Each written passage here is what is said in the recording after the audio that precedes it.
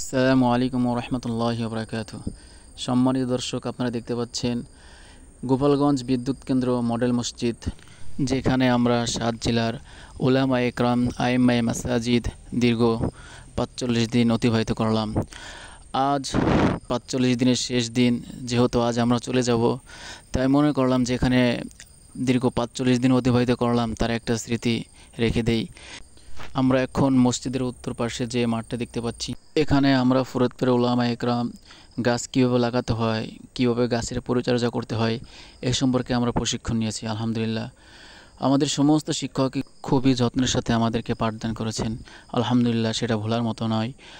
তাদের মধ্যে অন্যতম একজন হচ্ছে গাজী আনোয়ারুল হক সাহেব। খুবই অমায়িক লোক, অত্যন্ত স্নেহশীল।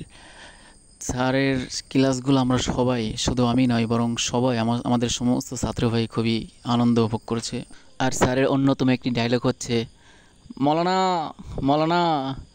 আর একটি স্যারের ডায়লগ হচ্ছে, যদি কোনো ছাত্র ভাই লুঙ্গি পরে আসতো, তা যেহেতু আমাদের একাডেমিতে নিয়ম ছিল ক্লাস চলা অবস্থায় সকলে পায়জামা অ্যান্ড পাঞ্জাবি পরে আসতে হবে, সেই সুবাদে যদি কোনো ছাত্র ভাই পরে আসতো, এই লুঙ্গি পরে আসলে বলতো লুঙ্গি লুঙ্গি, স্যারের ওকে খুবই সুন্দর লাগতো। আর আমাদের ইসলামিয়াত যে ক্লাসটা ছিল, সেই ক্লাসটা নিতেন জনাব হযরত মাওলানা মুফতি ওলিউল্লাহ সাহেব হুজুরের ক্লাসটাও খুবই চমৎকার ছিল।